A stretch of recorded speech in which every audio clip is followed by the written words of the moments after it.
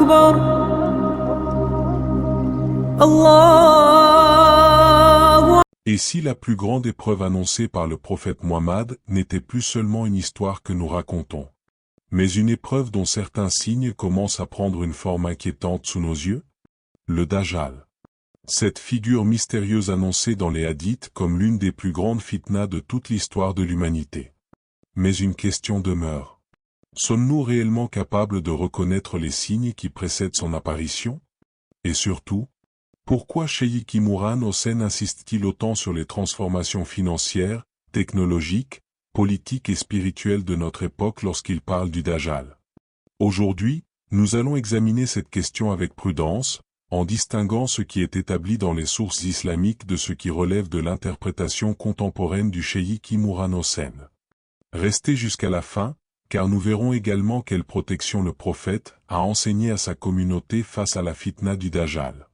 Dans les enseignements prophétiques, le Dajjal occupe une place particulière. Le prophète Muhammad a averti sa communauté contre sa fitna avec une insistance exceptionnelle. Il a enseigné que l'épreuve du Dajjal serait l'une des plus grandes épreuves auxquelles l'humanité serait confrontée. C'est précisément cette importance qui explique pourquoi la question du Dajjal ne doit pas être traitée comme une simple légende ou comme une histoire destinée à faire peur. Elle doit être étudiée avec connaissance, discernement et surtout avec respect pour les sources authentiques. Le Dajjal est décrit dans les hadiths comme un grand imposteur.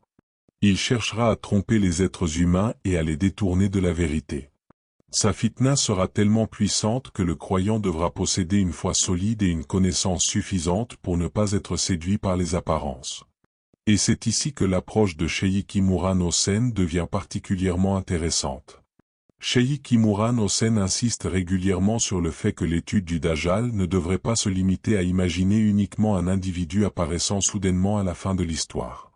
Dans son interprétation, il invite également à étudier les systèmes historiques, politiques, économiques et culturels qui pourraient préparer l'humanité à une forme de domination et de tromperie sans précédent. Il est important de préciser ici une chose. Cette lecture du Dajjal comme phénomène ou système est une interprétation développée par Cheikh Imran Hossen. Il ne faut donc pas la présenter comme si les hadiths disaient littéralement que le Dajjal est un système. Les hadiths décrivent le Dajjal comme une réalité précise de la fin des temps. Le cheikh, lui, cherche également à comprendre comment le monde contemporain pourrait être préparé à cette grande fitna. Et c'est justement cette question qui nous conduit vers plusieurs domaines qu'il analyse régulièrement. Le premier domaine concerne l'argent et le système financier international. Cheikh Imran Hossen accorde une importance considérable à la question de la monnaie, de l'or, de l'argent, de la dette et de la centralisation du pouvoir économique.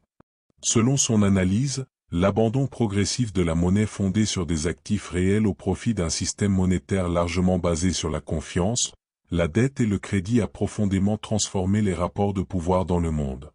Pour lui, cette transformation n'est pas simplement économique. Elle possède également une dimension morale et spirituelle. Car lorsque l'argent devient le principal moyen de mesurer la réussite, la puissance et même la valeur d'une personne, la société peut progressivement devenir prisonnière de la richesse matérielle. Et c'est précisément l'une des grandes préoccupations de l'enseignement islamique.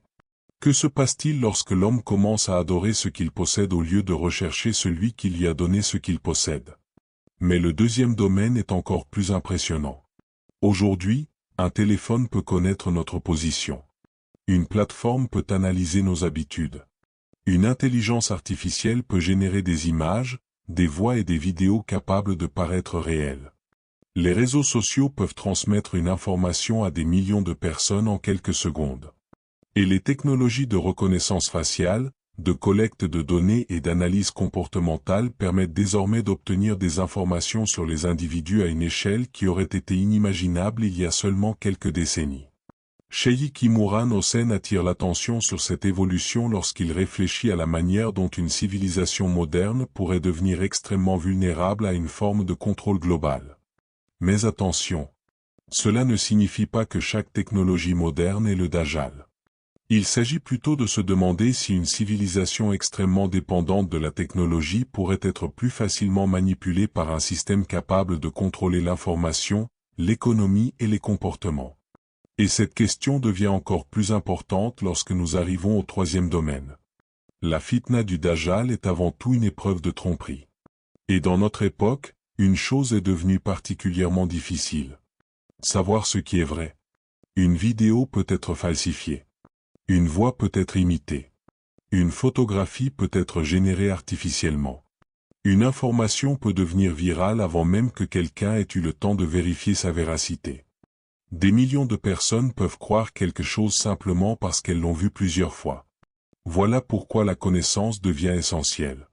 Un croyant qui accepte tout ce qu'il voit et tout ce qu'il entend sans vérifier devient extrêmement vulnérable à la manipulation. Et c'est précisément pourquoi l'islam insiste autant sur la connaissance, la réflexion et le discernement. Cheikh Imran Hossein insiste également sur la dimension morale et spirituelle de la fitna. Une société qui ne sait plus clairement distinguer le bien du mal devient plus vulnérable à la manipulation. Lorsque la vérité devient relative, lorsque chacun décide lui-même de ce qui est vrai, lorsque les valeurs spirituelles sont remplacées par la recherche permanente du plaisir, de l'argent et du pouvoir, alors l'être humain peut progressivement perdre sa boussole intérieure. Et c'est peut-être là l'une des leçons les plus importantes à retenir. La préparation contre la fitna du Dajjal ne consiste pas uniquement à surveiller les événements extérieurs. Elle commence également à l'intérieur de nous-mêmes. Un autre élément important dans les travaux de Cheikh Imran Hossein concerne la région de Cham, le Levant. Le Moyen-Orient occupe une place importante dans plusieurs récits eschatologiques de la tradition islamique. Le cheikh analyse donc régulièrement les guerres, les alliances, les transformations politiques et les rivalités de puissance dans cette région à travers une perspective eschatologique. Mais ici encore, nous devons garder notre discernement. Un conflit contemporain ne signifie pas automatiquement qu'un événement prophétique précis est sur le point de se produire. L'histoire a connu de nombreuses guerres et de nombreuses crises que certains croyants ont interprétées comme les signes immédiats de la fin des temps. La prudence est donc indispensable. Si vous appréciez ce type d'analyse basée sur les enseignements islamiques, abonnez-vous à la chaîne et activez la cloche. Et surtout, partagez cette vidéo avec une personne qui pourrait bénéficier de ces rappels. Car comprendre la fitna ne doit pas nous conduire à la peur.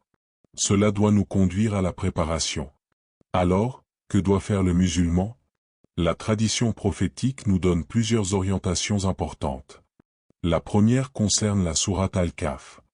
Dans un hadith rapporté par Muslim, le prophète a enseigné que celui qui mémorise les 10 premiers versets de la sourate Al-Kahf sera protégé contre la fitna du Dajjal. Certains récits mentionnent également les 10 derniers versets. La sourate Al-Kahf n'est donc pas simplement une sourate que nous récitons machinalement. Elle contient des récits profonds qui enseignent aux croyants comment faire face à différentes formes d'épreuves. L'épreuve de la foi, l'épreuve de la richesse, l'épreuve de la connaissance et l'épreuve du pouvoir. Ce sont justement des thèmes qui deviennent particulièrement importants lorsqu'on réfléchit à la grande fitna du Dajjal.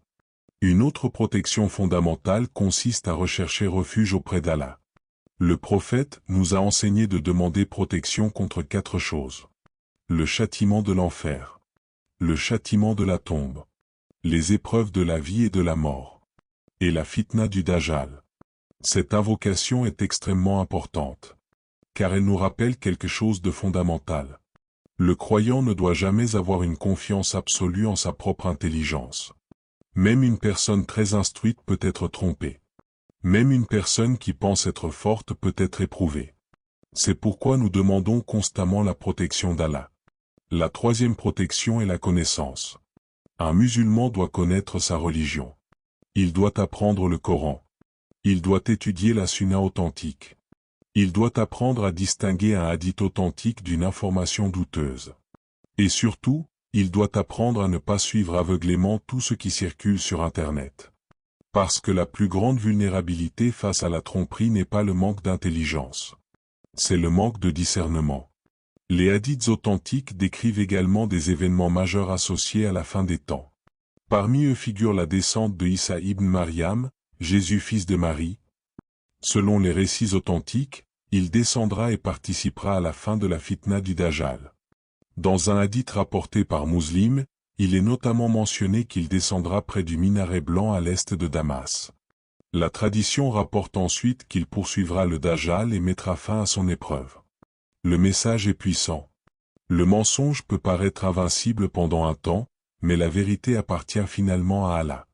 Cheikh Imran Hossen accorde également une importance particulière à la jeunesse. Pourquoi? Parce que les jeunes générations grandissent aujourd'hui dans un environnement totalement différent de celui des générations précédentes. Internet, les réseaux sociaux, l'intelligence artificielle, la consommation permanente d'informations, la pression sociale, la recherche de la réussite matérielle. Toutes ces choses peuvent devenir des outils utiles. Mais elles peuvent également devenir des sources de distraction et de manipulation. La jeunesse musulmane doit donc apprendre à utiliser la technologie sans devenir esclave de la technologie. Elle doit apprendre à connaître le monde sans perdre sa foi. Elle doit étudier l'histoire sans oublier le Coran. Et surtout, elle doit comprendre que la véritable préparation à la fin des temps commence par la préparation à rencontrer Allah. Il existe également une erreur contre laquelle il faut constamment se protéger. Fixer une date pour l'apparition du Dajjal ou pour la fin du monde. Personne ne connaît le moment exact du jour dernier. Les musulmans peuvent étudier les signes. Ils peuvent réfléchir aux événements. Ils peuvent comparer certaines situations aux textes prophétiques. Mais ils ne doivent pas transformer une interprétation en certitude absolue. L'histoire nous montre d'ailleurs que plusieurs générations ont pensé vivre les derniers jours. Et pourtant, le monde a continué. La bonne attitude n'est donc ni l'indifférence, ni la panique, mais la vigilance. Alors revenons à notre question initiale. Sommes-nous aujourd'hui à l'approche du Dajjal? La vérité est que nous ne pouvons pas l'affirmer avec certitude. Nous pouvons observer les transformations du monde. Nous pouvons étudier les hadiths. Nous pouvons écouter les analyses de savants et de penseurs comme Cheikh Imran Hossen. Mais nous devons toujours distinguer entre les textes authentiques, les interprétations et les spéculations. Et peut-être que la question la plus importante n'est finalement pas « Quand le Dajjal apparaîtra-t-il » mais plutôt « Si cette épreuve apparaissait demain, dans quel état serait ma foi ?» Voilà la vraie question. Parce qu'un musulman peut passer sa vie à essayer de décoder les événements mondiaux, mais s'il néglige sa prière, son comportement, sa relation avec Allah et sa connaissance de la religion, il n'aura pas véritablement compris le message. Le Dajjal représente une épreuve immense. Les hadiths nous avertissent de sa fitna. Les enseignements prophétiques nous donnent des moyens de nous protéger. Et les analyses contemporaines, notamment celles de Cheikh Imran Hossen, nous invitent à réfléchir à la manière dont notre monde pourrait devenir vulnérable à une forme de tromperie et de domination sans précédent. Mais nous devons rester équilibrés. Ne vivons pas dans la peur. Ne cherchons pas des signes partout. Ne fixons pas de date. Ne transformons pas chaque événement politique en prophétie. Et surtout, ne remplaçons jamais les sources authentiques par des théories trouvées sur Internet.